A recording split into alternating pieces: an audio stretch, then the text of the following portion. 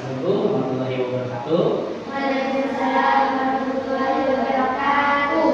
Gimana kabarnya? Ya, gimana kabarnya? Alhamdulillah, luar biasa, senyum ceria, Allahu Akbar. Tolong pimpin doa diwakili. Siapa yang mau pimpin doa? Doa ya. Pimpin doa. Berdiri. Assalamualaikum warahmatullahi wabarakatuh. Waalaikumsalam warahmatullahi wabarakatuh. Bismillahirrahmanirrahim. Allahumma arinni rusdi wa arinni min syarri nafsi. Ya Allah, limpahkanlah kepadaku kecerdasan dan lindungilah aku dari kejahatan nafsu. Amin. Baik. Nah, sekarang kita akan belajar tentang konsep berpikir komputasi dalam coding. Nah, sebelum mulai dari ke materi, ada yang tahu apa artinya coding? Tidak ada. Artinya coding itu. Oh ya, tujuannya. Sekarang tujuannya dulu tujuan belajarnya itu untuk mempelajari apa tadi? Konsep berpikir komputasi dalam coding itu tujuannya untuk menjelaskan mengetahui apa itu coding, lalu mengetahui apa itu berpikir komputasional, lalu memahami cara berpikir komputasional dari masalah sehari-hari, membuat rencana cara menyelesaikan masalah dengan berpikir komputasional, dan memahami manfaat dari cara berpikir komputasional. Nah, apa itu coding? Nah, ini artinya. Coding adalah proses menulis instruksi atau perintah dalam bentuk bahasa pemrograman agar komputer dapat menjalankan tugas tertentu. Jadi seperti ini. Coding itu kayak kalian nyuruh robot. Robot, Pak, maksudnya gimana Pak? Robot itu kan buat bekerja harus diperintah. Nah, sebagai perintahnya itu jadi coding, melewati coding.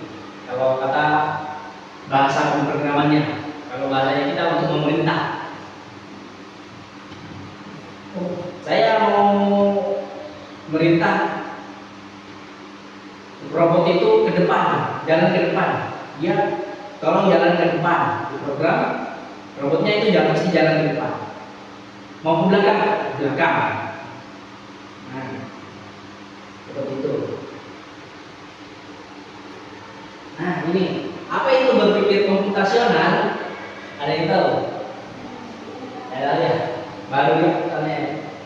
Nah, berpikir komputasional itu suatu cara berpikir untuk menyelesaikan masalah secara sistematis dengan langkah-langkah yang logis, terstruktur, dan dapat diotomatisasi menggunakan komputer atau teknologi. Tapi bukan berarti harus menggunakan komputer, tapi juga bisa menggunakan prinsip-prinsipnya aja, seperti yang digunakan dalam program komputasi. Di dalam berpikir komputasi itu, cara berpikirnya itu ada 4, yaitu ini: dekomposisi atau memecah masalah, abstraksi, pengenalan pola atau algoritma. Ada yang tahu artinya apa? Contoh dari dekomposisi, pemecahan masalah. Nih, namanya ya. Dekomposisi artinya memecah masalah besar menjadi bagian-bagian kecil yang lebih mudah diatasi di kehidupan kita sehari-hari. Ada yang tahu caranya? Contohnya? Tahu? Nah, contohnya itu kayak kalian ini mau ngadain pesta ulang tahun. Nah, di pesta ulang tahun, di ulang tahun kan itu komplek kan, besar kan pastinya.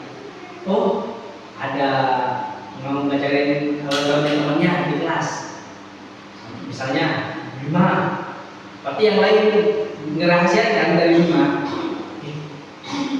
Gimana? Mau buat gimana? Siapa yang mau buat kuenya? Siapa yang mau nyediain itu? Berarti ada orang yang nyediain kue, ada yang nyediain tempat, ada yang ngehias buat kopi, ada bagian-bagiannya kan ya. Nah, seperti itu kalau di kehidupan sehari-hari. Lalu, nah, abstraksi itu memfokuskan pada hal penting dan mengabaikan hal-hal yang tidak relevan. Itu contohnya kayak ini, mobil. Kita mengetahui mobil bukan sampai ke mesin-mesinnya kan, tidak harus sampai ke mesin-mesinnya. Misal, kalau mobil itu ada kaca, ada mesin, nggak usah. Intinya, yang penting kita mengetahui yang penting aja. Oh, mobil itu punya badan, punya roda 4, udah itu aja.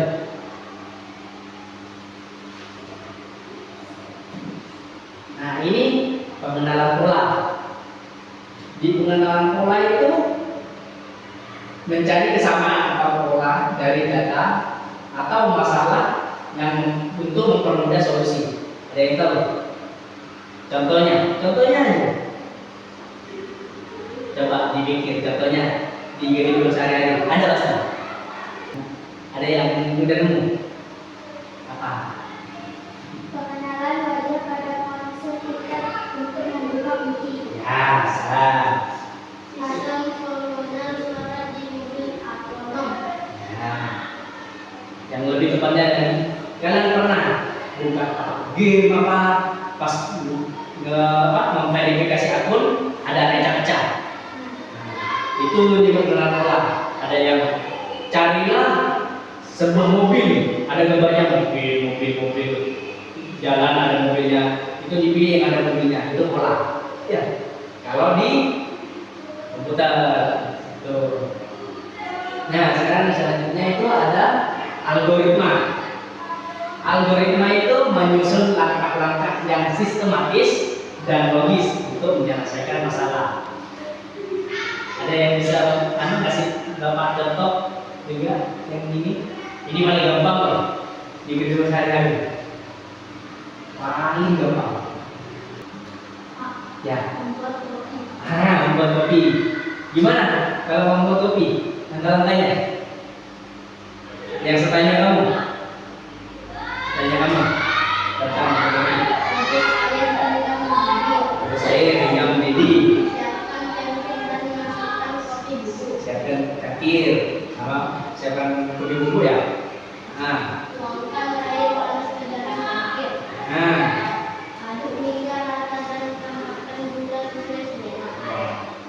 udah. Nah, ada juga lain yang kayak gimana? Ya, masak apa? Masak makanan. Coba diurutin langkah-langkahnya dari awal sampai terakhir.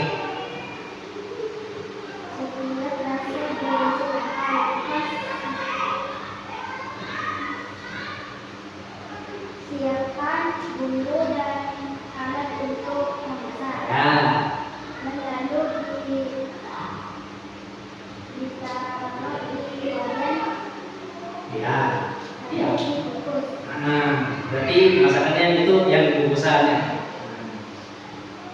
Atau contohnya juga bisa yang paling gampang lah.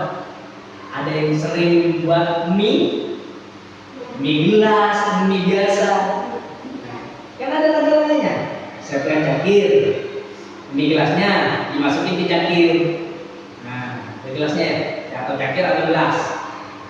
Dituangin, siapkan air mendidih. Nah, Lalu tuang air mendidih ke dalam gelas yang berisi di gelas. Masukkan bumbu, diaduk, diamkan. Udah, itu algoritma, yaitu menyusun langkah-langkah, disusul langkah-langkahnya. Ini manfaat berpikir secara komputasional. Berpikir secara komputasional itu ada manfaatnya sendiri semua. Ada ini membantu memecahkan masalah secara lengkap kayak tadi algoritma, atau enggak yang pola, membiasakan berpikir teratur dan tidak asal-asal. Itu biar kita sering memikirkan, tidak langsung asal-asal untuk melakukan kegiatan. Ya, kalau asal-asal kan bingung juga. Meningkatkan kemampuan mengenali pola kayak tadi, meningkatkan kesiapan menghadapi dunia digital. Nah, berpikir secara profesional itu bisa apa ya, membuat kita siap menghadapi dunia digital. Kayak kalian misal, Pak saya ada yang tadi anak-anak yang, Pak saya nggak tahu pegang komputer Pak, laptop Pak, takut rusak. Biar biasa. Kalau udah biasa. Belajar menyederhanakan masalah. Kayak algoritma, bukan algoritma, yang dekomposisi. Dekomposisi kan itu menyederhanakan dari bagian kompleks yang besar. Jadi masalah kecil dibagi-bagi menjadi kecil. Kayak yang pertama tadi.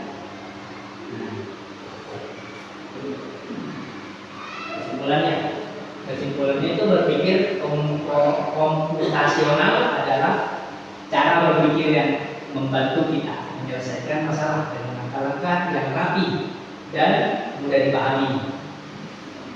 Kita belajar membagi masalah besar menjadi bagian kecil, mencari pola, mengambil hal penting, dan membuat urutan langkah untuk menemukan solusi. Kalau menjadi pola itu apa tadi? Menjadi pola. Yang tadi, yang 4 tadi, yang Bapak jelasin. Menjadi pola. Pada posisi, abstraksi, mengenal pola, apa algoritma. Ayo kalau yang mengenal mencari pola, masuk ke yang mana? Ya. Mencari pola, berarti mengenali pola tadi. Karena mencari pola. Kalau bagian kecil sebentar apa? Membagi masalah besar menjadi bagian kecil itu dekomposisi. Kalau mengambil hal penting itu abstraksi. Kalau algoritma itu membuat urutan langkah-langkah ya, menemukan solusi. Sekian. Kalau ada pertanyaan, ayo tanya. Apa tanya? Terserah. Tanya tapi tentang materi yang sekarang. Ayo, masa nggak ada yang mau nanya? Coba, Bapak pengen nanya ini.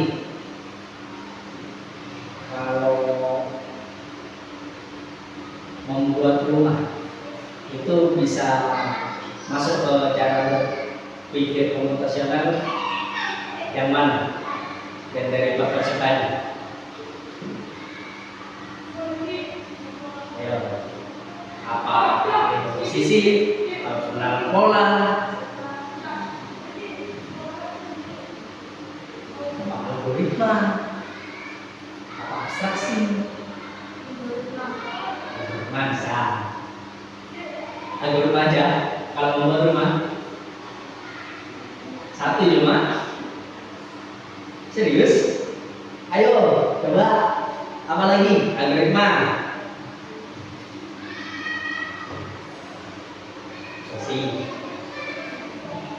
Sesi itu kan ini ya artinya sesi memfokuskan pada bukti, menggunakan hal-hal yang tidak tepat. Ya. Kalau bapak itu nomornya 2.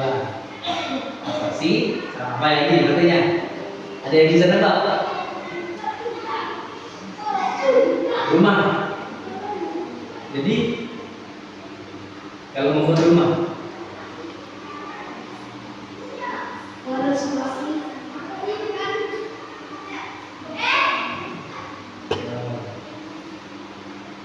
dekomposisi. Kenapa kok bisa dekomposisi? Kalau membuat rumah kan nggak satu orang yang ngebangun. Nah, banyak kan tugasnya. Kalau satu orang kenapa? Kalau nggak satu orang, capek, nggak lama jadinya. Sekarang kita praktek.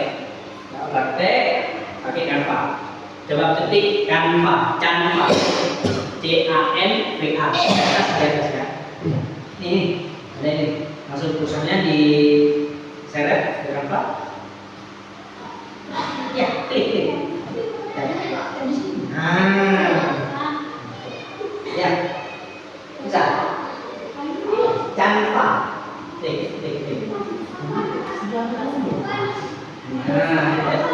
Sampai ada yang gede-gede baru. Yuk buat desain. Nah, langsung aja. Tunggu di yang itu dulu. Bentar ya. Coba di yang udah masuk ke Canva. Kenapa? Sudah sukses. Ya, klik. Kita lagi. Nah, bentar. Sampai keluar kayak gini. Oh, mau tulis apa? Ya. Coba analisa jadwal kegiatan sehari-hari. Ketik. Jadwal kegiatan sehari-hari. Pakai template saja ya.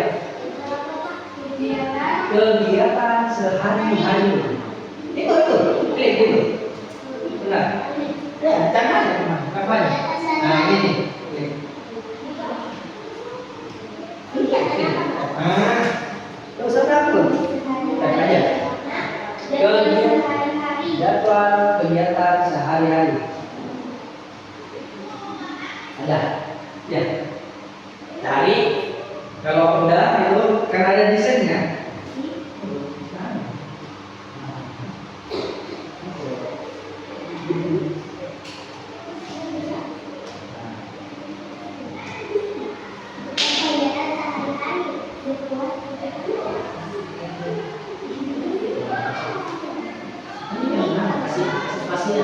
Harus spasi ini spasi mau buat kasih jalan ini yang panjang ini hapus.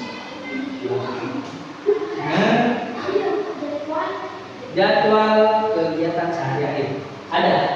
Nah, yang sudah itu cari ya,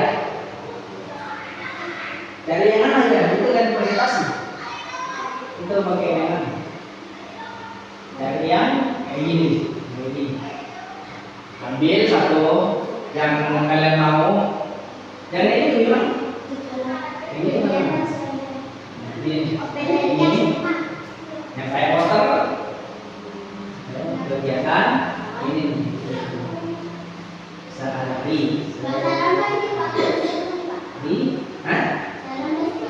Iya, terserah mau konten yang mana, yang kalian pengen. Oh, Pak, ini bagus, Pak. Klik aja, pakai. Sehari-hari, kasih dulu. Ini kan, udah di sini.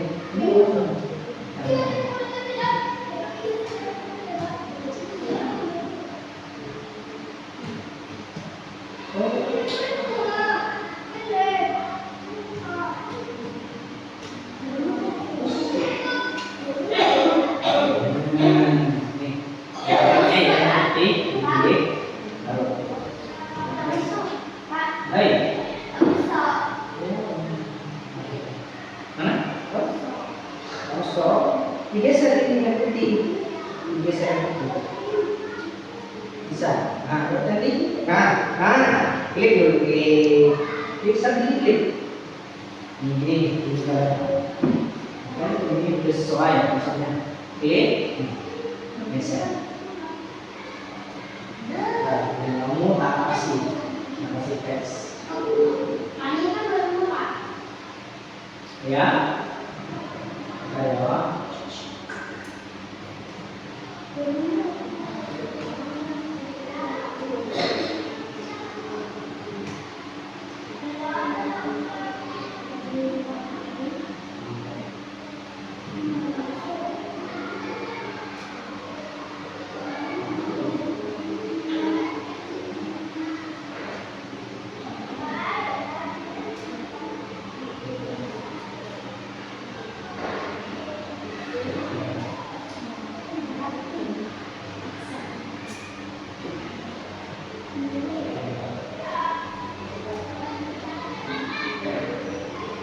Terus ini yang ini ya diklik tadi ya, baru diklik ya.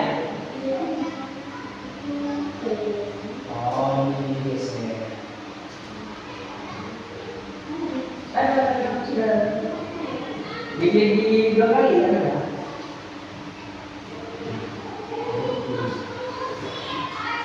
Gitu ya. Nanti kalau mau pindah, kamu pindah ke sini. Nah, diklik kembali. Ini kembali. So, ya. So, jadi udah kan kalau pakai Canva? Ini Bapak, kasih foto juga ya langsung ya. Bapak dulu ya Pak.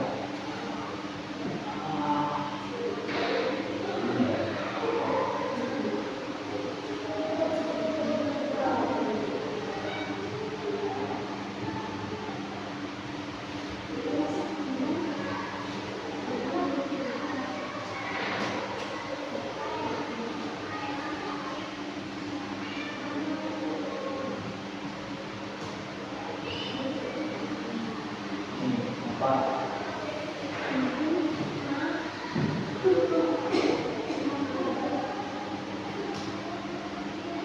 Yang tiga yang biasanya yang ada template yang nggak ada teksnya, nggak ada kotak teksnya itu ke sini. Tuh, teks di depan tuh, teks, diklik. Nah, ada nanti mau yang gede, yang sedang, atau yang kecil. Oke, nah ada kan tambahnya, tambah sedikit teks keluar. Nah, nanti di lidah mau pakai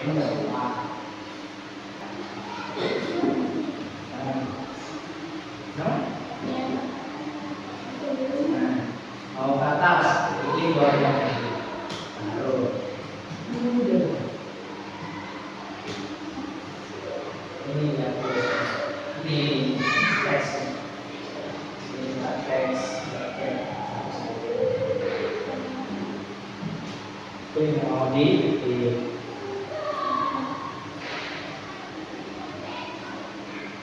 ya.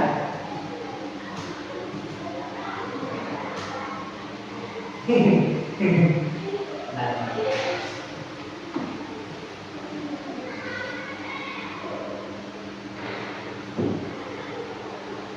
ini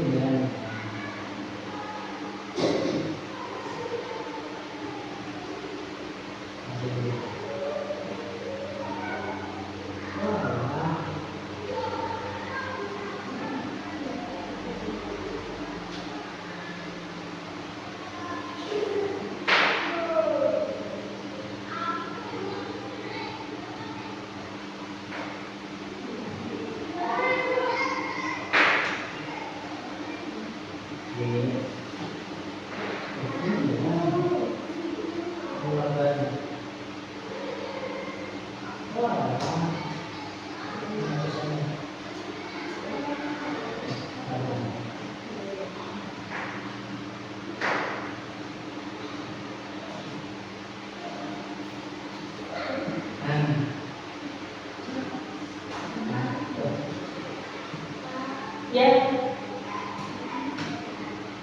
Boleh. Ya.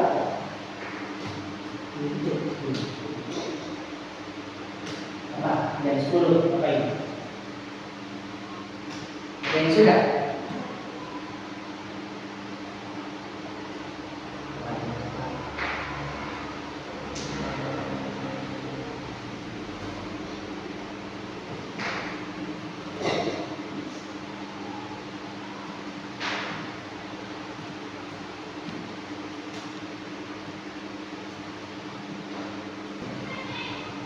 Yang udah setengah siap, yang bisa presentasi di depan kegiatannya disebutin aja di depan. Bilang ya, Pak, saya udah segini aja Pak. Terus ke depan, kalian sebutin kegiatannya, apa? Presentasi kegiatan kalian itu dari pagi sampai yang sekarang yang sudah selesai sampai yang terakhir itu ngapain di depan. Ini namanya yang dekomposisi. Itu pakai teknik atau cara berpikir profesional yang dekomposisi, yaitu memecah sebuah masalah. Masalahnya itu kegiatannya, ya. Jadi kegiatan sehari-hari direntet dan dibagi kecil untuk posisi.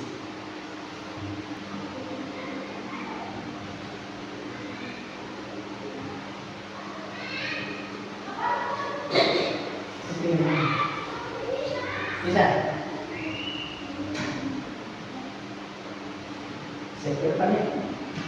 Kalau sampai situ aja.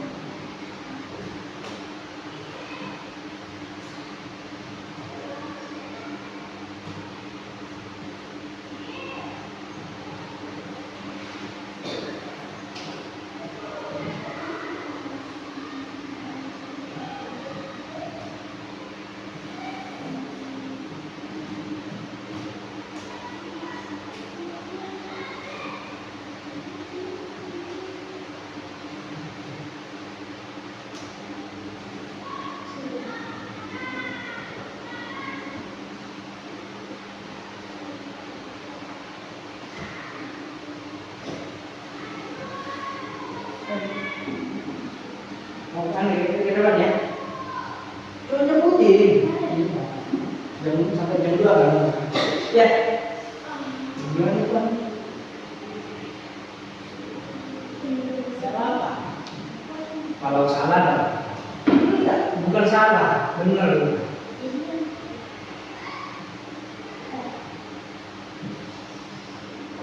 Coba, dari depan.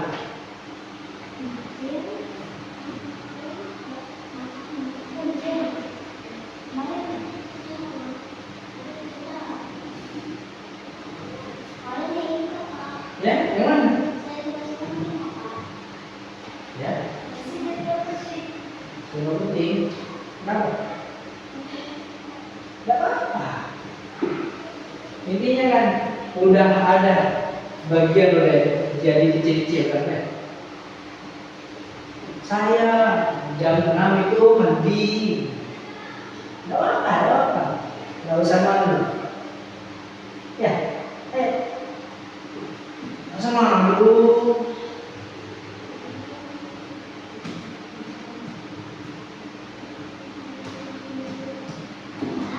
Ya.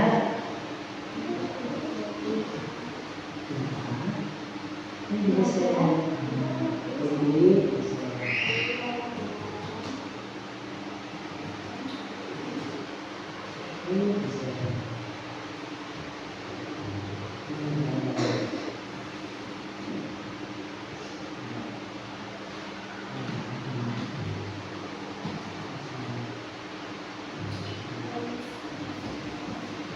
Ayo yang lebih banyak, yang berani depan.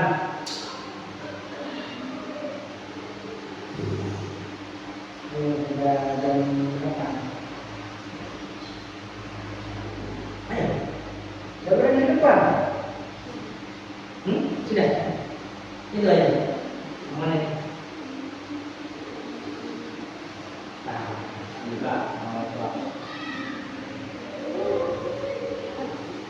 Yang ini ya.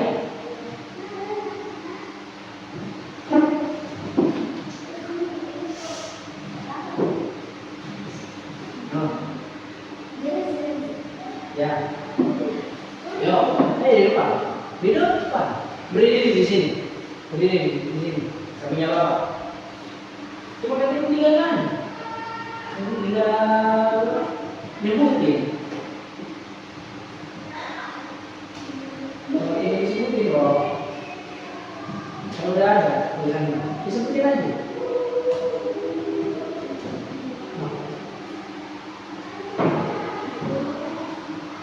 Loh, ayo sini.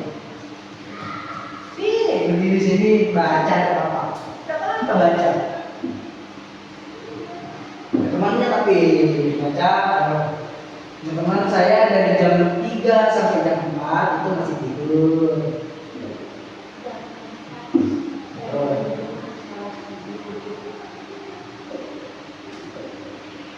Jam 4 sampai jam 5 sholat subuh ya. Ini mau jam 5 sampai jam 6 nanti persiapan sampai sekolah. Nah,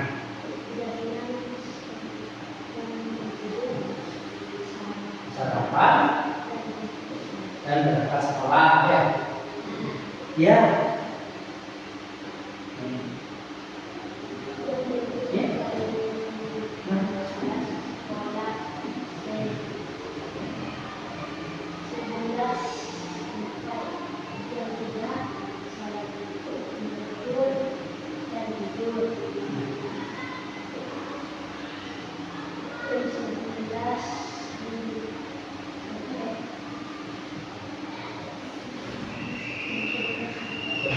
Sampai jam 3.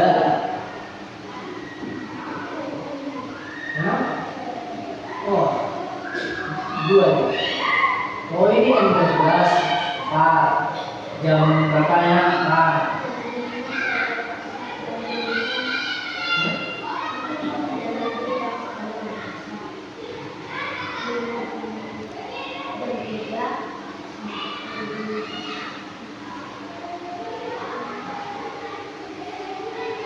Udah. Tepuk tangan dulu buat temennya. Lihat tepuk tangannya. Nah.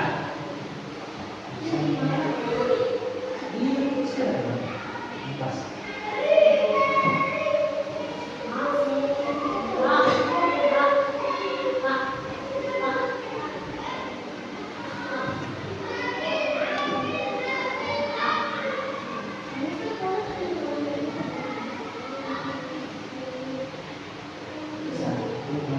Ya, itu jadi tugas aneh ya, tugas nanti aneh PR ya, PR, ya,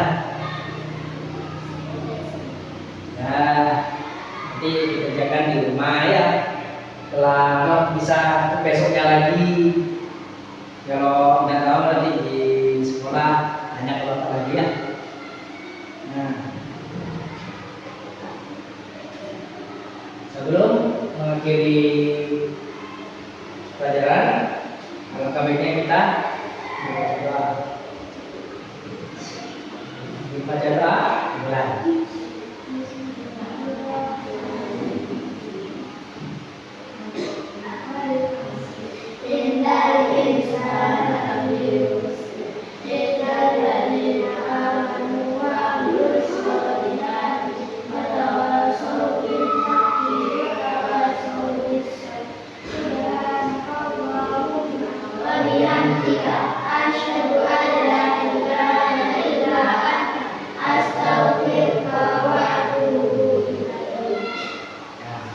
Ingat ya, dikerjakan ya. Kalau ada ditanya, tanya saja Pak. Baik, saya akhiri. Assalamualaikum warahmatullahi wabarakatuh. Waalaikumsalam.